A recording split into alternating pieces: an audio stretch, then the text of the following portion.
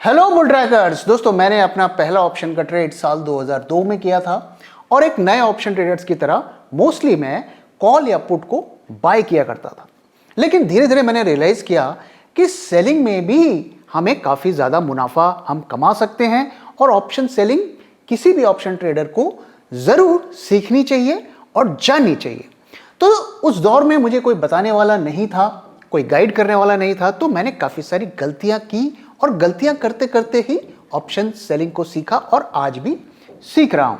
और मैं जो कुछ भी सीखा मैं टाइम टाइम पे आपके साथ भी शेयर करता रहता हूं ताकि आपको भी उन परेशानियों का सामना ना करना पड़े। तो एक जो मिस्टेक मैं उस दौर में किया करता था कि ऑप्शन सेलिंग करने से पहले मेजरली ट्रेंड को ही देखा करता था।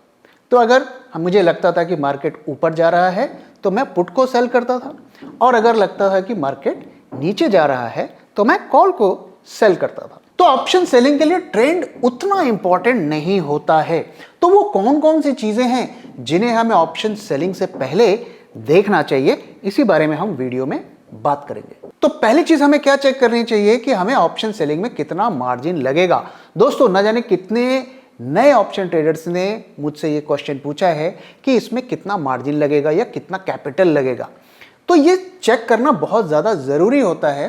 और मार्जिन के बारे में मैं आपको एक चीज़ बताऊं कि ये फिक्स नहीं रहता है, ये बहुत सारे फैक्टर्स पर डिपेंड करता है और टाइम टू टाइम ये चेंज होता रहता है। यानी कि आपको कभी कभी तो दिन में भी कई बार मार्जिन का अमाउंट चेंज हो जाता है। और ये भी ध्यान में रहे कि एक ब्रोकर का मार्जिन दूसरे ब्रोकर के यहाँ एप्लीकेबल नहीं होता है और ब्रोकर टू ब्रोकर भी ये वेरी होता है। अब आप में से कुछ नए लोग ये सोच रहे होंगे कि मार्जिन होता क्या है। मार्जिन दरअसल अगर आप सिंपल टर्म्स में देखें तो ये एक तरीके का डिपॉजिट होता है। ये कुछ गिरवी रखने जैसा ही होता है क्योंकि ऑप्शन सेलिंग में अनलिमिटेड रिस्क होता है। तो अगर आपको लॉस हो गया तो आपके डिपॉजिट से ब्रोकर पैसे काट कर उसकी भरपाई करेगा। तो मार्जिन चेक करने के लिए आपको अपने ब्रोकर के मार्जिन कैलकुलेटर को खोलना है और उसमें किस ऑप्शन को आप सेल करना चाहते हैं, यानी कि निफ्टी का ऑप्शन सेल करना चाहते हैं या बैंक निफ्टी का करना चाहते हैं, आपको डालना है। साथ में किस स्ट्राइक प्राइस का करना है आपको डालना है, कॉल है या पुट है वो डालना है, एक्सपायरी को डालना है और कितनी क्वांटिटी आपको सेल करनी है वो डालना है। जब आप ये सारी क्वांटिटी को डाल देंगे तो वो कैलकुलेटर आपको बताएगा कि नेट इतना अमाउंट आपके पास होना चाहिए। ध्यान रहे कि अगर आप एक्सपायरी चेंज करेंगे या स्ट्राइक चेंज करेंगे तो आपके मार्जिन में भी बहुत सारा अंतर आ सकता है। इसलिए एग्जैक्टली वही ऑप्शंस की डिटेल डालिए जिस पर आप काम करना चाहते हैं। मार्जिन जानना क्यों जरूरी है? क्योंकि आप अगर जिस ऑप्शन को सेल कर रहे हैं उसका प्रीमियम मान लीजिए 20 रुपए है और आपका मार्जिन 2 लाख रुपए है, तो 2 लाख रुपए डालकर आप 20, 25 या 100 रुपए पर क्वांटिटी कमाना शायद आपके लिए वो बहुत ज़्यादा फायदेमंद ना हो। इसलिए हमें ये देखना पड़ेगा कि हम कितना पैसा जो है एज अ मार्जिन रख रहे हैं और उसके अगेंस्ट में हम कितना मैक्सिमम प्रॉफिट कमा सकते हैं। यहाँ पे जो प्रोफेशनल ट्रेडर्स हैं वो क्या कैलकुलेशन करते हैं? वो ये कैलकुलेशन करते हैं कि अगर मैं 5 दिन के लिए अपनी पोजीशन को होल्ड करूंगा और 5 दिन में मैं इतना ही पैसा बैंक में रखूंगा तो मुझे कितना इंटरेस्ट इसका मिलेगा, और अगर मैं ऑप्शन सेलिंग करता हूं तो क्या मैं उस इंटरेस्ट से ज्यादा पैसा कमा सकता हूं। अगर आप 1 लाख रुपए रखते हैं और आपको 500 रुपए बैंक में इंटरेस्ट मिलता है मान लीजिए, तो क्या आप इस ऑप्शन को सेल करके क्या आप 500 रुपए से ज्यादा कमा सकते हैं? अगर आप 500 रुपए से कम कमा रहे हैं तो आपको ऑप्शन सेलिंग को नहीं करना चाहिए या उस स्ट्राइक को नहीं चूज करना चाहिए, किसी और स्ट्राइक को चूज करना चाहिए। दूसरी चीज जो हमें चेक करनी चाहिए वो सबसे इंपॉर्टेंट चीज होती है और वो है इंप्लाइड वॉलेटिलिटी यानी कि आईवी।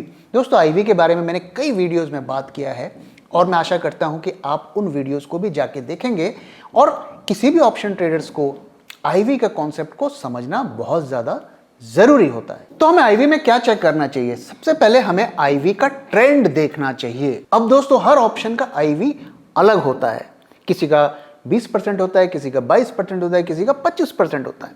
तो आइडियली हमें एवरेज आईवी का ट्रेंड देखना चाहिए। अब एवरेज आईवी का ट्रेंड कहाँ मिलेगा? तो ये बहुत से आजकल वेबसाइट्स में या एप्स में आपको दिख जाएगा। अगर आप चाहें तो हमारे वेबसाइट www.optionbingo.com में जाके देख सकते हैं, या हमारे app call and put analyser में जाकर किसी भी स्टॉक का या इंडेक्स का आईवी का ट्रेंड देख सकते हैं। जब हम ऑप्शन को सेल करते हैं तो हम चाहेंगे कि हमारी आईवी गिरे, हम नहीं चाहेंगे कि हमारी आईवी बढ़े, क्योंकि जब आईवी बढ़ेगा तो आपका ऑप्शन महंगा हो जाएगा और आप चाहते हैं कि आपके ऑप्शन का वैल्यू गिरे, उसकी प्राइस गिरे, तो उसके लिए आईवी का गिरना बहुत ज्यादा जरूरी होता है। तो अगर किसी का आईवी तेजी के साथ बढ़ रहा है और आप उस ऑप्शन को सेल करेंगे तो आपका ट्रेंड प्रेडिक्शन सही भी हो गया तो भी हो सकता है उसमें आपको लॉस हो जाए। तो मैं प्रिसाइसली आपको बताऊंगा कि आईवी को हमें क्या चेक करना है। तो आप जिस भी इंडेक्स का या स्टॉक का ऑप्शन सेल करना चाहते हैं, दोस्तों मैं यहां पे बता दूं कि स्टॉक के ऑप्शंस को सेल करना अवॉइड करें, क्योंकि उसमें बहुत ज़्यादा रिस्क होता है, वॉल्यूम बहुत कम होता है और उसके लॉट साइजेस बड़े बड़े होते हैं। तो इस वजह से स्टॉक के ऑप्शंस को हमेशा अवॉइड करिए खरीदना और बेचना। ज़्यादातर कोशिश करिए इंडेक्स के ऑप्शंस में काम करना, क्योंकि उसमें वॉल्यूम ज़्यादा होता है, एक्टिविटी ज़्यादा होती है। तो आईवी में हमें क्या देखना है? तो पहले तो आप 1 महीने का चार्ट देखिए आईवी का, और 1 महीने आईवी क्या था पहले उसको आप नोट कर लीजिए। मान लीजिए 10% आईवी था और 1 महीने के अंदर जो आईवी का हाई है वो क्या था, मान लीजिए वो 30% है। तो 1 महीने पहले 10% था और फिर वो बढ़ते बढ़ते 30% हो गया। और आज क्या है आईवी का, ये भी हमें चेक करना है। मान लीजिए आज 20 है, तो हमने 10 से आईवी स्टार्ट हुआ 1 महीने पहले, बढ़ते बढ़ते 30 गया और गिरते हुए अब 20 या 20 से नीचे आ गया। यह हमें बताता है कि हमारा आईवी डिक्लाइन पर है, जो कि हम अपने ऑप्शन सेलिंग के ट्रेड में देखना चाहते हैं। तो 1 महीने के लो और हाई के मिड पॉइंट से नीचे अगर आईवी है, तब ये एक आइडियल सिचुएशन होती है ऑप्शंस को सेल करने के लिए, क्योंकि ऐसी उम्मीद रहती है कि आईवी फर्दर गिरेगा। दोस्तों आईवी के बारे में एक चीज मैं आपको बता दूं कि आईवी एक इलास्टिक की तरह काम करता है। वो बेसिकली एक रेंज में ही घूमता है। ऑफ कोर्स उसकी रेंज चेंज होती रहती है, लेकिन आप ज्यादातर नोटिस करेंगे तो वो एक साइक्लिक वे में घूमता है। तो वो हमेशा चढ़ता नहीं रहेगा, उसमें बहुत ज्यादा राइज हो सकता है, लेकिन वो वापस से घूमकर नीचे आता है और एक फ्रेश रेंज बनाता है। तो जब आईवी नीचे आना शुरू होता है तो चांसेस होते हैं कि वो और भी कई दिनों तक नीचे जाएगा। ये स्लाइड एक तरफा नहीं होगी, हो सकता है थोड़ा गिरे फिर चढ़े, फिर गिरे फिर चढ़े, लेकिन जनरली होता है कि जब वो गिरना शुरू होता है तो वो अपने रेंज के लोअर एंड तक आता है, और इसी फैक्ट का हमें फायदा उठाना है। तो टू समराइज आईवी में हमें क्या देखना है, आईवी का हमें ट्रेंड देखना है और ये देखना है कि आईवी ऑलरेडी गिरना शुरू हो गया है और 1 महीने के हाई और लो के मिड पॉइंट से नीचे आ चुका है, तभी आइडियल सिचुएशन होगी ऑप्शंस को सेल करने का। अब अगली चीज जो हमें देखनी है वो है ट्रेंड। तो जैसे कि मैंने बताया, ट्रेंड को हम कुछ खास वेट नहीं देंगे। अगर आप ट्रेंड के बारे में श्योर हैं तो आप फिर फ्यूचर में पोजीशन बनाइए या कॉल और पुट में पोजीशन बनाइए, फिर ऑप्शन सेलिंग मत करिए। एक जो मेजर डिफरेंस होता है कब हम ऑप्शन को बाय करते हैं और कब सेल करते हैं, उसमें यह होता है कि जब हम ट्रेंड के बारे में बहुत ज्यादा श्योर होंगे तो हम कॉल या पुट खरीदेंगे। तो हमें ऑप्शन को बाय कब करना है, सेल कब करना है, इसका डिसीजन हम कैसे लेंगे, तो मैं उसका आपको सिंपल एक्सप्लेनेशन देता हूं। अगर आप ट्रेंड के बारे में बिल्कुल श्योर हैं कि बाजार तो यहां से ऊपर जाने ही वाला है, तो आप सब कुछ छोड़कर या तो फ्यूचर में पोजीशन बनाइए या आप कॉल में पोजीशन बनाइए। लेकिन अगर आपको यह लगता है कि मार्केट या तो रेंज बाउंड रहेगा या कम से कम नीचे नहीं जाएगा बहुत तेजी से, तो आपको क्या करना है, तो आपको पुट सेल करना है। तो मैं आपको एक बार फिर समराइज कर लेता हूं। अगर आप ट्रेंड के बारे में श्योर हैं, आपको लगता है कि मार्केट ऊपर जाएगा तो आपको कॉल खरीदना है। अगर आपको लगता है कि मार्केट नीचे जाएगा तो आपको पुट खरीदना है। अगर आपको लगता है कि मार्केट रेंज बाउंड रहेगा तो आप कॉल या पुट को सेल कर सकते हैं। अगर आपको लगता है कि मार्केट तेजी के साथ नहीं चढ़ेगा तो भी आप कॉल को सेल कर सकते हैं। अगर आपको लगता है कि मार्केट तेजी के साथ नहीं गिरेगा तो आप पुट को सेल कर सकते हैं। तो दोस्तों कभी भी जब मार्केट स्ट्रांगली ट्रेंड कर रहा हो तो हमें ऑप्शन को सेल नहीं करना चाहिए। अगर मार्केट में मोमेंटम है, अगर मार्केट में वॉलेटिलिटी है, बहुत ज्यादा उतार चढ़ाव है, तो हमें ऑप्शन सेलिंग को अवॉइड करना चाहिए। हम हल्का फुल्का ट्रेंड का अंदाजा लगा सकते हैं कि पिछले एंड डेज में मार्केट कितना ऊपर या नीचे चढ़ा। अगर बहुत ज्यादा ऊपर चढ़ गया या बहुत ज्यादा नीचे चढ़ गया तो आपको ऑप्शन सेलिंग को अवॉइड करना है। आइडियली हम देखना चाहते हैं कि मार्केट एक रेंज बाउंड में है या बहुत धीरे धीरे चढ़ रहा है या गिर रहा है। ये आइडियल सिचुएशन होती है ऑप्शन सेलिंग के लिए। और जो चौथी चीज है जो हमें चेक करनी है कि हमें किस स्ट्राइक को सेल करना है, और इसका भी मैं आपको प्रिसाइज तरीका बताऊंगा कि हमें किस स्ट्राइक को चूज करना चाहिए सेल करने के लिए।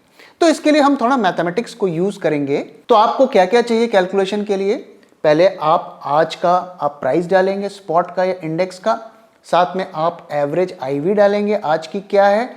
इसके बाद आपको एक्सपायरी कितने दिन तक है उतने डेज को डालना है। तो मान लीजिए 5 दिन की एक्सपायरी है। दोस्तों जब ऑप्शन सेलिंग हम करते हैं तो बहुत दूर की एक्सपायरी की सेलिंग नहीं करते हैं, हम एक्सपायरी के पास रहना चाहते हैं।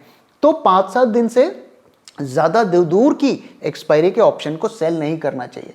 तो मान लीजिए 5 दिन की हमारी एक्सपायरी दूर है तो हमने 5 डेज डाल दिया। अब इस फॉर्मूला को, एक्सेल के फॉर्मूला को यूज करके आप 5 दिन में जो प्रोबेबली कितना मार्केट जा सकता है प्रोबेबिलिटी के बेसिस पर, वो हम कैलकुलेट करने की कोशिश करेंगे। अब फॉर्मूला में 252 डेज हमने क्यों लिखा? क्योंकि साल में 252 दिन की ट्रेडिंग होती है। अब इस फॉर्मूला ने हमें क्या बताया कि इतने दिनों में स्पॉट का प्राइस यानी कि स्टॉक या इंडेक्स का प्राइस कितने मूव कर सकता है, और इसी इंफॉर्मेशन के बेसिस पर हम स्ट्राइक प्राइस को चूज करेंगे। तो इस एग्जांपल में अगर आप देखिए, निफ्टी का हमने अगर भाव मान लीजिए 17,000 है और 5 डेज दूर पे एक्सपायरी है और 20% आईवी है, इसके बेसिस पर 479 पॉइंट्स निफ्टी का भाव ऊपर या नीचे जा सकता है। तो इसके बेसिस पर एक्सपायरी तक 17,000 प्लस 479, तो 17,479 तक जो है निफ्टी का भाव जा सकता है।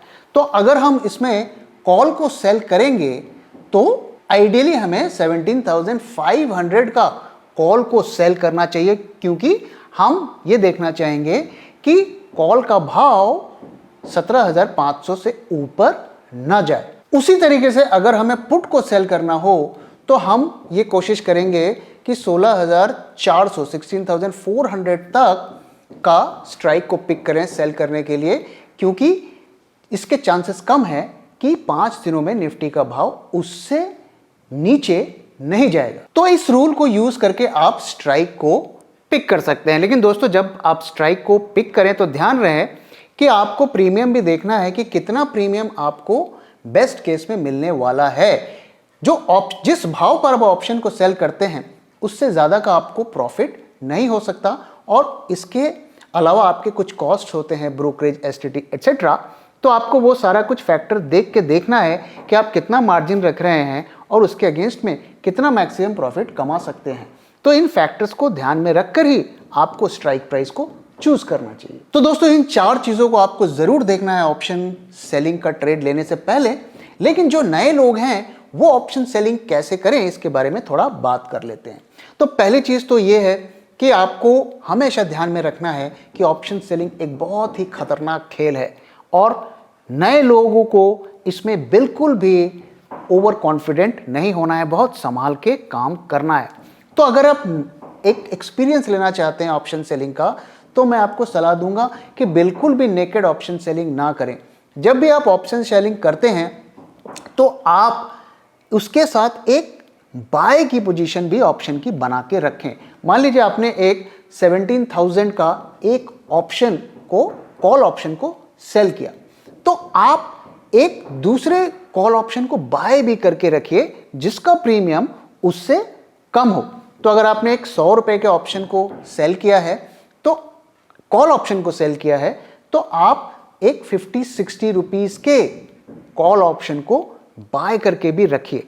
ऐसा करने से क्या होगा कि आपके जो रिस्क हैं वो तो कम हो जाएंगे, आपको सेलिंग का एक एक्सपीरियंस भी मिल जाएगा और आपको सेलिंग का फायदा भी मिल जाएगा। तो अगर आपने जो कैलकुलेशंस मैंने समझाया है उसको ध्यान में रखकर आप सेलिंग करेंगे तो आपको सेलिंग का प्रॉफिट भी मिलेगा। ऑफ कोर्स आपके प्रॉफिट कम हो जाएंगे, लेकिन आप ये भी देखिए कि आपका रिस्क भी काफी हद तक कम हो जाएगा। दोस्तों, ऑप्शन सेलिंग के बारे में जाते जाते मैं एक और चीज आपको बता दूं कि कभी कभी मार्केट बहुत ही वायलेंटली मूव करता है आपके अगेंस्ट में, और ऐसे सिचुएशन में जो सबसे ज्यादा नुकसान होता है वो ऑप्शन सेलर को होता है।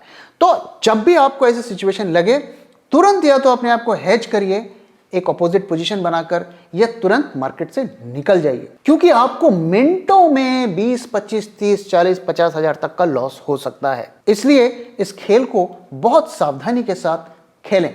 तो दोस्तों, इसी के साथ इस वीडियो को मैं यहाँ पे खत्म कर रहा हूँ। आशा करता हूँ आपको वीडियो पसंद आया, और पसंद आया तो प्लीज़ वीडियो को लाइक करिए, अपने दोस्तों के साथ शेयर करिए और हमारे चैनल को सब्सक्राइब करिए।